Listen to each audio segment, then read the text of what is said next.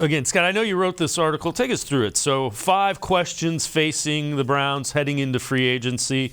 Can they land their man? Who will be the bookend? How important is safety? What about receiver? And bring them back, question marks. So take us through that article that you wrote for the Lyric Chronicle Telegram. It's also on brownzone.com. Yeah, I mean, the first one is, can they land their man? And it started with Javon Hargrave, right? He felt like he was the number one target. And obviously that's not going to happen. He's going to the 49ers.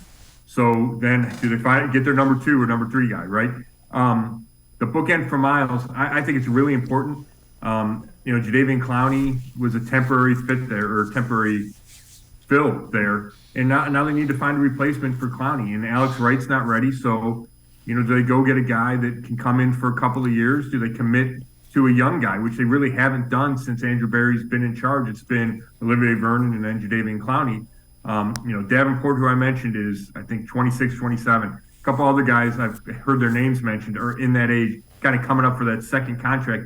And I like going that way with, a guy that's not going to break the bank, but gives you the potential to be around for a while and maybe grow and meet his potential with the Browns.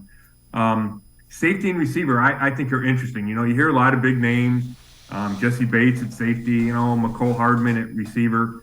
I think those are 2 positions the Browns can save some money, save some cap room by not chasing a big money free agent. Maybe go second tier, third tier at both spots, and then kind of backfill in the draft. I would like, at safety, maybe a Brandon Joseph in the draft, and then you sign somebody else, right? Somebody who's some starting experience in case Joseph isn't ready to start.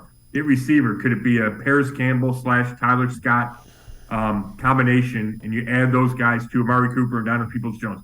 I like the sound of that.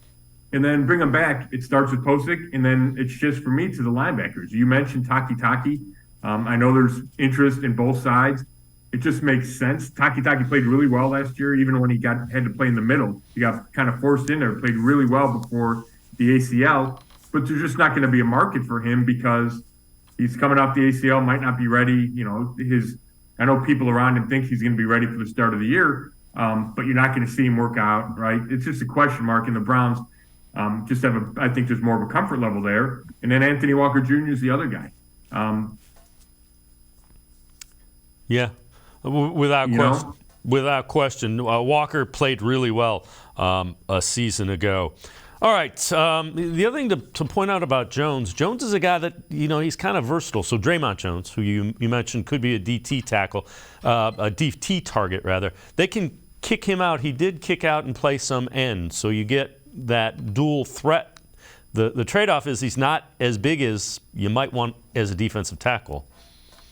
Yeah, to me that's interesting. Denver played a lot of 3-4 with him, so he was kind of the 3-4 end, which is kind of stuck between the 4-3 D tackle and 4-3 end that the Browns use. So how exactly would he fit is a question. I think if you want to spin it positive, you say, okay, it gives you the versatility to play end if you need him to in big packages, and then I'm sure would rush from inside, on third down in passing situations.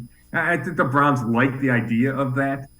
Plus, just from the combine, talking to Kevin Stefanski and Andrew Berry, when Jim Schwartz, the new defensive coordinator, is brought up, they really stressed his flexibility. And I don't think he's tied into, okay, this defensive tackle has to be 320 pounds. I think they can live with the guy that's 285. I think that's what Jones is. I think they're comfortable with that guy as long as he's quick and explosive and can attack up the field.